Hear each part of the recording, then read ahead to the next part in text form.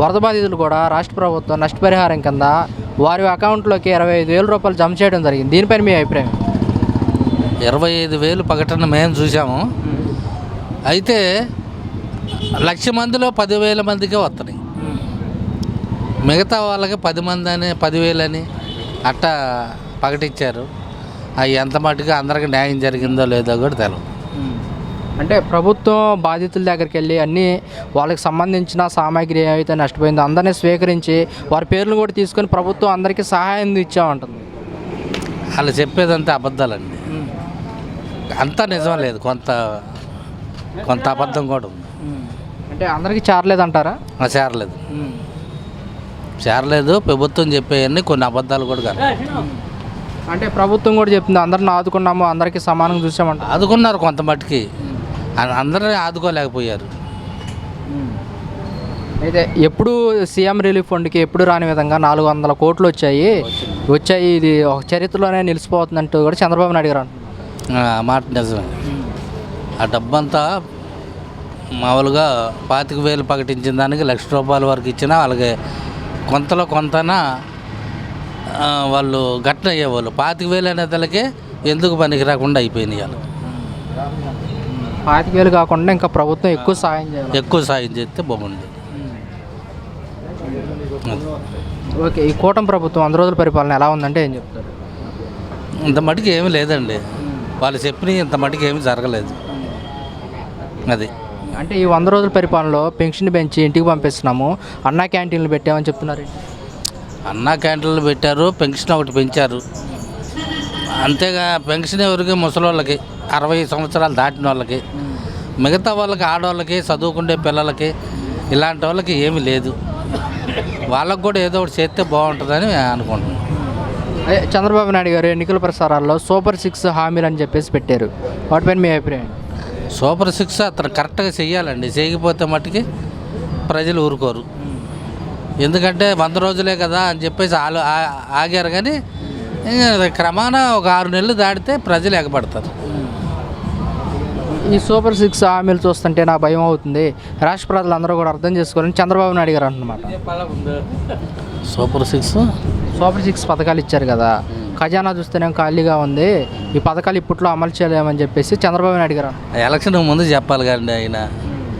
అతను అంత అనుభవం కల్లాడు. సూపర్ 6 హామీలు ఇస్తాను, అతను చేతకాని గవర్నమెంట్, నేను సంపద సృష్టిస్తాను అని చెప్పిన మాటలని జనం అందరం విన్నాం. అతను ఏదో రకంగా చెయ్యాలి. ఇప్పుడు సంపద లేదు, వెనకమాల లేదంటే అది జనం నమ్మరండి. కాదు, ఇప్పుడు మరి ఆ చెప్పిన పథకాలు అమలు చేయకపోతే ప్రజలకు మరి వ్యతిరేకత వచ్చే అవకాశం ఉంది కదా? వచ్చొద్దండి. ఇంకో 3 నెలలు 2 నెలలు చూస్తారు, ప్రతి ఒక్కరు ఎగబడతారు. అది మటే సత్యం. అదే జగన్మోహన్ రెడ్డి గారు అంటున్నారు, మా ప్రభుత్వం అధికారంలోకి వస్తే పిల్లలకు అమ్మఒడి కానివ్వండి, చేత డబ్బులు కానివ్వండి, మహిళలకు అందించేవాళ్ళం అంటున్నారు. నిజమేనంటారా? ఆల్రెడీ అతను 5 ఏళ్ల నుంచి చేశాడు. ఇతను చెప్పినట్టు మిగతా అన్నీ నేను ఇవ్వలేను, లాగుడు ఇచ్చినంతే నేను ఇస్తాను, అంతకాడికి ఎక్కువ ఇవ్వలేను అన్నాడు. అతను ఇచ్చిన నాళ్ళు ఏ లోటు లేకుండానే ఉంది. 100 రోజులు అవుతుంది, పిల్లలకి స్కూల్కి వెళ్తున్నారు, ఇంతవరకు వాళ్ళకి తల్లికి వందనం అన్నారు, వేయలేదని కూడా జగన్మోహన్ రెడ్డి గారు అంటున్నమాట. ఎవరికి వేయలేదండి. ఒక పెన్షన్ పెంచాడు, అన్నా క్యాంటీన్లు ఓపెన్ చేశాడు. అన్నా క్యాంటీను, పింఛను ఈ సూపర్ 6లో లేవండి. Super 6 separate. గ్యాస్ బండలు రాలా, అమ్మకి వందనం రాలా, పిల్లలకు 1,500 రాలా, గ్యాస్ బండలు రాలా, ఉచిత బస్సు లేదు. గ్యాస్ బండ్లో వచ్చే నెల దీపావళికి అందిస్తామంటున్నారు కదా. వచ్చినాక చూద్దామండి, వచ్చినాకే. ఎందుకంటే ఈ పార్టీకి రావాలి, వచ్చినాకైతే. అయితే వాళ్ళు అంటున్న మాట ఏంటంటే ఈ విపత్తు సడన్గా వచ్చింది, లేకపోతే మేము చెప్పిన పథకాలు అమలు చేసేవాళ్ళం అంటున్నారు. అందుకే ప్రజలు కూడా ఈ వర్షాలు వరదలు వచ్చినాయి, ముందు వాళ్ళకి న్యాయం చేస్తే తర్వాత 1 నెల 2 నెలలు చేద్దామని ఆలోచన. నా వరద బాధితులకు కూడా నష్టపరిహారం కింద ప్రభుత్వం ఈరోజు వారి అకౌంట్లోకి 25,000 రూపాయలు వేయడం జరిగింది. దీనిపైన మీ అభిప్రాయం? చాలా మంచి పద్ధతి. అది అన్నట్టుగా వేసారు కదా, చాలా మంచి పద్ధతే కదా. ఇవాళ చంద్రబాబు నాయుడు గారు ఆయన వయసు మళ్ళినా కష్టపడి తిరిగాడంటే అది ఎవరి వల్ల కాదు. వాస్తవంగా చెప్పాలంటే ఆయన బాగా కష్టపడ్డాడు. వరద బాధితులకి ఎక్కడికక్కడ ఆర్థిక సాయం బాగా అందింది. దాంట్లో ఎటువంటి ఇబ్బంది లేదు, డౌట్ లేదు. చంద్రబాబు నాయుడు గారు కూడా చెప్పడం జరిగింది, ఈ ప్రభుత్వమే చాలా తక్కువ టైంలో బాధితులను ఆదుకుందని చెప్తున్నారు. నిజమేనంటారా? వాస్తవం అది బాగా ఆదుకున్నట్టు. అసలు ఈ టైంలో ఎవరు ఆదుకుంటారు చెప్పు. ఒక్కొక్కరు అయితే కాలు పారేస్తారు. అయినా కానీ ఆయన వయసుకి పెద్ద అయినా ఆ రకంగా రేతురు పగులు తిరిగాడంటే దానికి గొప్పగా మనబోటోళ్ళం తిరగలుగుతున్నావా? ఆయన ఎవరి కోసం, ఆయన ఇంట్లో కూర్చుని ఆయన జరుగుబాటు కదా, ఎవరి కోసం, ప్రజల కోసమేగా. వాళ్ళు బాగా కష్టపడ్డాడు ఈ విషయంలో. అయితే సీఎం రిలీఫ్ ఫండ్ కింద వరద బాధితులకు 400 కోట్లు వచ్చాయి, చరిత్రలో ఎప్పుడూ రాలేదని చెప్పేసి కూడా చంద్రబాబు నాయుడు గారు అంటున్నమాట. ఆ విషయం నాకు అంత అమౌంట్ బడ్జెట్ అయితే తెలియదు, కానీ సాయి నిధి కింద మట్టుకు వచ్చినాయి. విరాళాలు బాగానే ఇచ్చారు. ఎవరి కాళ్ళు వాళ్ళకు దోచింది ఆర్థిక సాయం అనేది చేశారు. ప్రజలకి ఇబ్బంది రాకూడదు అనేది ఉంది, దాంట్లో ఎటువంటి డౌట్ లేదు. కూటమి ప్రభుత్వం వరద బాధితులకి బాగా మెరుగ్గా అంటే సాయం అందించింది, ఏ ప్రభుత్వం కూడా ఇలా చేయలేదు, ఏదన్నా ప్రభుత్వం ఉంటే చేయదు కూడా అంటూ కూడా చంద్రబాబు నాయుడు గారు అంటున్నమాట. ఓ ఆ విషయంలో అంటే ఇప్పుడు గవర్నమెంట్ ఉంది కాబట్టి ఎవరైనా మనం ఏ గవర్నమెంట్ అది దాంట్లో అదేం కాదు, కానీ ఆర్థిక సాయం మట్టుకి ప్రజలు బాగా హర్షణీయంగానే ఉన్నారు. బాగా చేసింది గవర్నమెంట్, అందుబాటులోనే ఉంది అనేది ఉంది జనాల్లో. కొంతమందికి కూడా అకౌంట్లోకి రాలేదు, జమ అవ్వలేదని చెప్పేసి కూడా చెప్తున్నమాట ఏంటి అంటే ఇప్పుడు ఆన్లైన్ పేమెంట్లు చేతికి క్యాష్ ఇచ్చేది కాదు కదా. అమౌంట్ ఒకళ్ళు నిదానం పడతా ఉంటే ఒకసారి ఎట్లా పడతాయి. ఆన్లైన్ పేమెంట్ అంటే నిదానంగా ఆన్లైన్ ఇప్పుడు సర్వర్ డౌన్లో ఉండొచ్చు, సర్వర్ స్పీడ్లో ఉండొచ్చు, కొంచెం వెనక ముందరకు పడతాయి డబ్బులు, ఎవరికి నష్టం అనేది ఉండదు. అయితే వచ్చి మా దగ్గరకు వచ్చి మొత్తం సర్వేలు చేసుకొని పేర్లు తీసుకొని వెళ్ళారు, మా పేర్లు కొంతమంది పేర్లు లేవంటూ కూడా బాధితులు అంటున్నమాట. ఇక్కడ ఏంటంటే బాగా డ్యామేజ్ అయిన వాళ్ళకి ఇస్తారు, కానీ డ్యామేజ్ అయిన వాళ్ళకి ఇస్తే అది కరెక్ట్ కాదుగా. మనకైనా ఉండాలి. డ్యామేజ్ అయిన వాళ్ళకి సాయం చేయమని చెప్పి అందరూ ఆర్థిక సాయం చేశారు, కానీ డ్యామేజ్ అయిన వాళ్ళకి చేయమని చేయలేదుగా. డ్యామేజ్ అయిన వాళ్ళకి ఇస్తారు. ఇప్పుడు సర్వే చేయటం ఏముంది, ఇప్పుడు అందరూ చేస్తారు సర్వే. అక్కడ మంచి ఏంటో చేయడంటే ఆలోచించాక చేసేది ఎవరికైనా. అదే గవర్నమెంట్ అదే చేసింది. అయితే బాధితులు అంటున్నమాట ఏంటంటే, మా ఇంటి పక్క వారికి వచ్చినాయి, మా ఇంటి వెనక వారికి వచ్చినాయి, మాకే రాలేదని చెప్పడం ఏంటి మరి? అవి కరెక్ట్ అయిన పద్ధతి కాదు. అవి గవర్నమెంట్ అనేది ఒక నివేదిక తీసుకుంటుంది, ఎట్ట పడితే అట్ట తీసుకోదు. నివేదిక తీసుకుని దాని ప్రకారమే చేస్తుంది. చాలా ఇబ్బంది అనేది. గ్రీన్ ట్యాక్స్ తీసేస్తామన్నారు పవన్ కళ్యాణ్ గారు, మరి ఇద్దరికి సమాధానం చెప్పలేదు. అద్దానంగా ఉంది, లారీల వాళ్ళం తిరగట్లేదు లారీలు. మరి గ్రీన్ ట్యాక్సీ తీసేస్తాము, కేరళలోను తమిళనాడులో ఎంత ఉంటే అంత పెడతామన్నారు అని బెందుకు నేను వాళ్ళకి మాట ఇచ్చారు. మరి ఇంతవరకు మరి దాని గురించి ఏం మాట్లాడతలేదు. ఎట్టా ఇటైతే మాట ఇచ్చారు కదా, తీసేస్తా అన్నారు కదా, మరి ఎప్పుడు చెప్తారు పలానా టైం అని చెప్పాలిగా. ఆ లారీలు తిరక్కాయి కట్టలేక 300 మంది లారీలు అమ్మేసుకుంటున్నారు. సంవత్సరానికి వచ్చేపాటికి ఇన్సూరెన్స్ కానీ గ్రీన్ ట్యాక్స్ కానీ ట్యాక్సీలు కానీ 1,10,000 కడాలి వస్తుంది సంవత్సరానికి.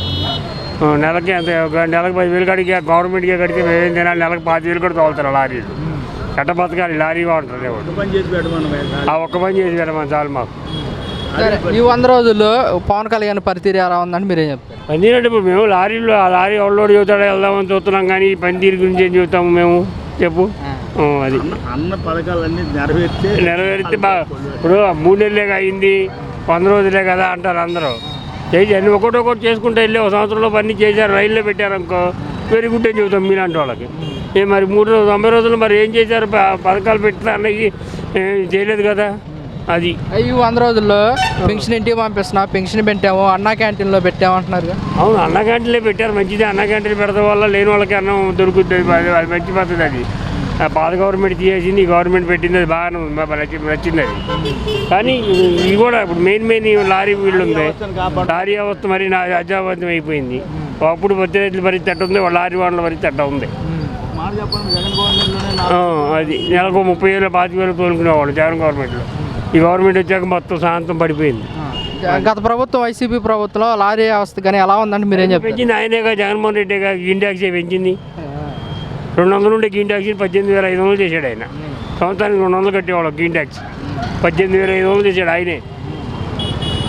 3 నెలల క్వార్టర్ ట్యాక్సీ 5,700 ఉండేది, 8500 చేశాడు ఆయన. అది పెంచింది ఆయనే, వీళ్ళు తగ్గిస్తామన్నారు. ఇక అర్థమవుతుందని చెప్పింది. ఆయన పెంచాడు, మేము అధికారంలోకి వచ్చి తగ్గిస్తామని పవన్ కళ్యాణ్ గారు పెందుట్టి యూనియన్ ఒక మాట ఇచ్చాడు. యూనియన్ అంటే మా యూనియన్ లారీ కూడా అంతా ఒకటే కదా. మరి ఇంతవరకు 100 రోజులు అయిపోయినా కూడా ఇంతవరకు ఏమి మరి చేయకపోతే దాని గురించి ఆలోచించాలి కదా. నేనేది అది కాదు, పవన్ కళ్యాణ్ గారు మరి ఇచ్చిన మాట నిలబెట్టుకోకపోతే మీ యూనియన్ ఏం చెప్పదలుచుకుంది? మరి ఏం చెప్తాము? ఇప్పుడు ఆయన పెంచాడు, ఏం చేసామా? ఏమ్మా చెప్పు. ఆయన పెంచాడు, ఏం చేసామా? 200 ఉండేదాన్ని 18,500 చేశాడు.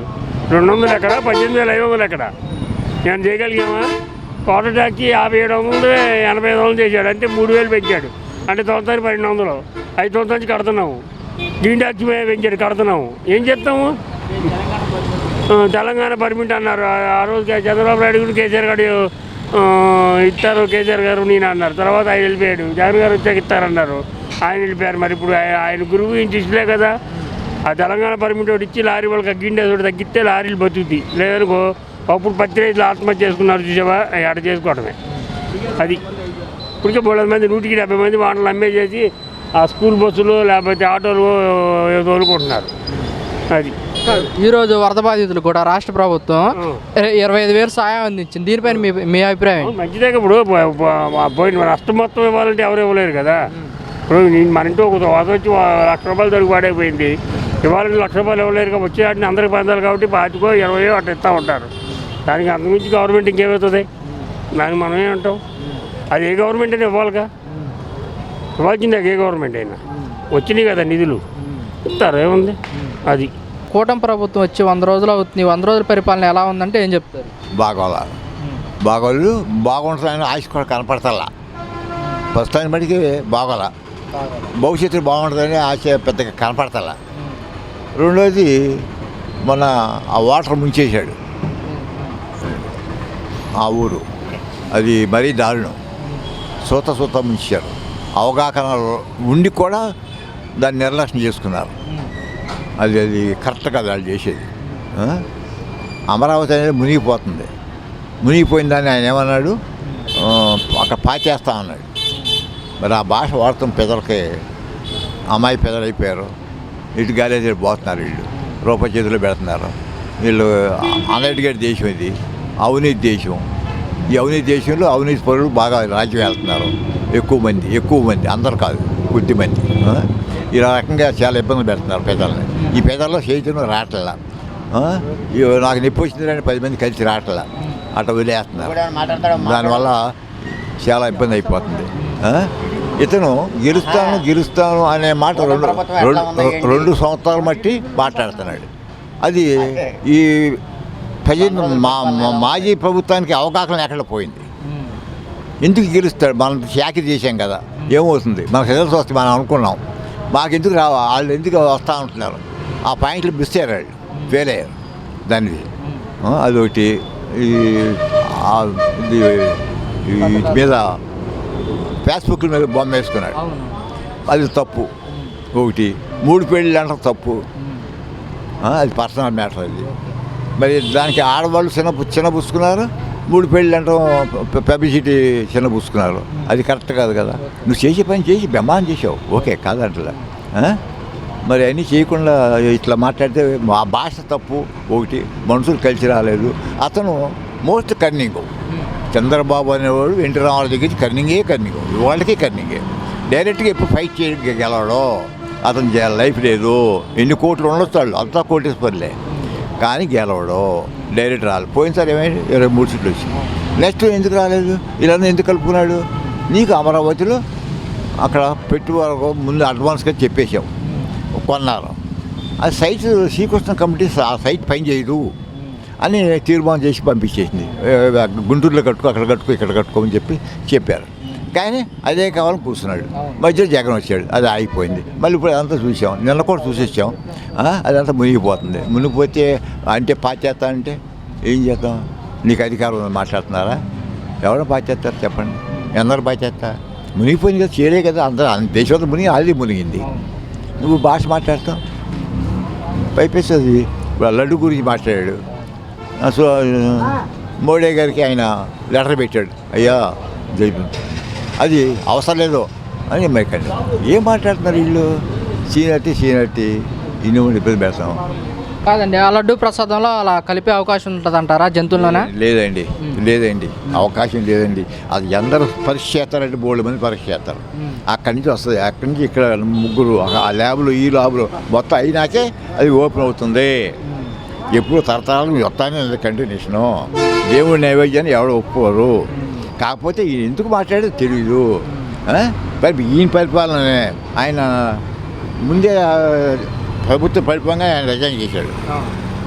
మరి ఈయనకి ఎక్కడి నుంచి కలిసి వచ్చింది? నువ్వు నియమించిన మనిషిగా అక్కడ ఆయన పెట్టుకున్న మనిషిని ఎందుకు వచ్చింది కలిసి?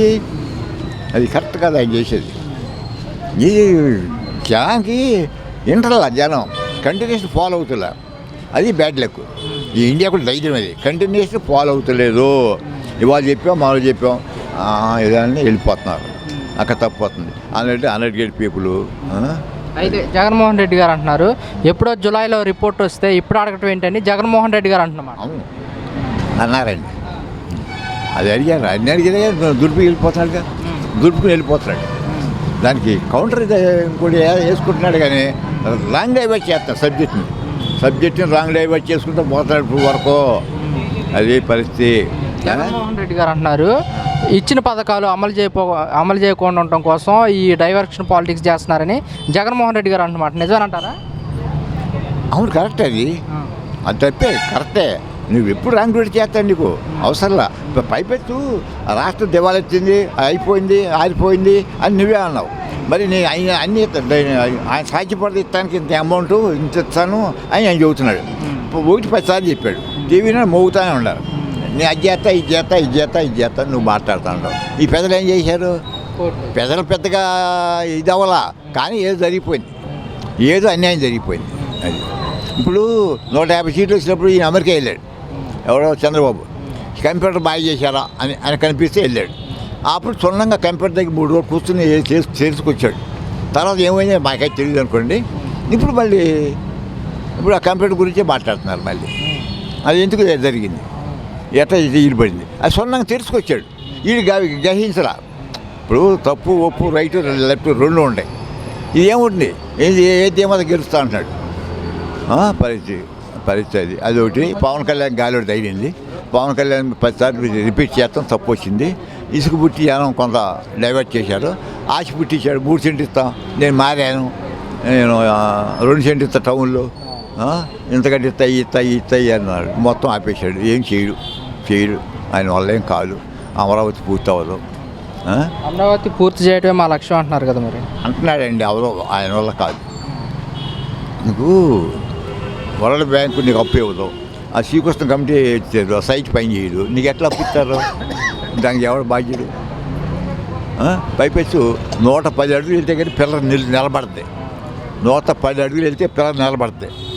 ఈయనేమంటాడంటే ఒక పిల్లలు వేసి ఇట్లా పోటీ పెడతారు అంటాడు. అది ఎంతవరకు ఇది అవుతుంది, వర్కౌట్ అవుతుంది? ఇవన్నీ తెలుసు, వాళ్ళకే తెలుసు, వీళ్ళకి తెలుసు. కాకపోతే అక్కడ వాళ్ళ దినాన్ని మొత్తం ఇరుక్కుపోయారు. ఆయన పరిపాలనలో దినమాన్ని అక్కడ ఇరుక్కుపోయారు. 6 నెలల ముందే అక్కడ పెడదామని నిర్ణయించుకున్నారు. ఆ తర్వాత శ్రీకృష్ణ కమిటీ వచ్చింది, ఎన్ని చూసుకున్నారు, అటు ఉండిపోయాడు. అక్కడ పెట్టుబడి పెట్టారు, అటు వదిలేసుకోవాలి, రికవర్ చేసుకోవాలి. ఆ రికవర్ కోసం ప్రయత్నం చేస్తున్నాడు. ఓకే. ఈరోజు కూడా వరద బాధితులకి నష్టపరిహారం కింద ప్రభుత్వం కూడా వాళ్ళ అకౌంట్లోకి నేరుగా 25,000 రూపాయలు అందించడం జరిగింది. దీనిపైన మీ అభిప్రాయం ఏంటి? ఎవరు సార్ ఏం చేయదు, అంతా కనిపించేస్తాడు. అసలు అది ఎవరికి ఎంత అమౌంట్ ఇస్తాడు, ఎంత ఇస్తాడు, ఎంత సందాలు వచ్చినాయి, ఆ డబ్బు ఎంత ఏమైపోయింది, ఏం చేశావు ఆ డబ్బుని? ఇప్పుడు కేంద్రం వచ్చింది, ఏది తీసుకొచ్చావు, ఏది చేసావు? ఇప్పుడు దాదాపు 50 కోట్లు 50 కోట్లు వచ్చినట్టుంది. సీఎం రిలీఫ్ కింద 400 కోట్లు వచ్చాయి, చరిత్రలో ఎప్పుడూ రాలేదంటూ కూడా చంద్రబాబు నాయుడు గారు అంటున్నమాట. ఆయన చెప్పుకుంటాడు సార్, చెప్పుండే సెల్ఫ్ కోచింగ్ కొట్టుకుంటాడు, సెల్ఫ్ కోచింగ్ బెమ్మాను కొట్టుకుంటాడు, సమస్య లేదు. ఆయన ఏమీ చేయలేడు. కాకపోతే ఆ ముందు అమరావతిని ఏదో అనిపించుకుని 4 రూపాయలు చేసి పంచుకోవాలి, దాన్ని ఉరుసుకోవాలి అంతే, అంతకంటే ఏం చేయడు. అది పోలవరం పూర్తి అవ్వదు. అది దాని పేరేంటి, స్టీల్ ప్లాంట్. స్టీల్ ప్లాంటు ఈయన కన్సైకిల్లో ఉంది. స్టీల్ ప్లాంట్ అనేది చంద్రబాబు కన్సైకిల్లో ఉంది. వాళ్ళ దినామీ పేరుతో వస్తుంది అవసరం అయితే అట్లా మారిపోయే అవకాశాలు ఉన్నాయి. అది పైకి అంటే ఎన్నికల ప్రచారాల్లో స్టీల్ ప్లాంట్ని ప్రైవేట్ కారం కాకుండా చూస్తామని మాట ఇచ్చారు కదా. ఇద్దరు ఇచ్చారు, ఆయన పవన్ కళ్యాణ్ ఇద్దరు ఇచ్చారు, కానీ అదేం చేయలేడు, ఆయన చేయడు. ఇప్పుడు పోలీసులతో ఊళ్ళో పగల కొట్టిస్తున్నాడు. మరి జగన్మోహన్ పోలీసులను ఎవరు పంపిస్తారా, వాళ్ళు చేసుకుంటా ఉన్నారు అట్టాగే. ఈయన ద్వారా ఈయన పోయాడు. మేము కొంటాం బాబు, కొంత ఏరియా అమ్మేసి మనమే పరిపాలించుకుందామని జగన్మోహన్ మాట ఇచ్చాడు. అది ఈర్పల్లా సాధ్యపడలా అట్లా పెండింగ్ పెట్టారు. పోలీసులను పంపిస్తున్నాడు, వాళ్ళు పోలీసులు పంపిస్తున్నాడు, లెగ్గొడుతున్నాడు, దినా గొడవ చేస్తున్నాడు. ఆయన వల్ల అవి ఏం చేయడు, ఇట్లాగే ఉంటుంది అంతే. పైపెచ్చి అమ్మ ఒడి బొమ్మ ఒడి అన్నీ ఆపేశాడు.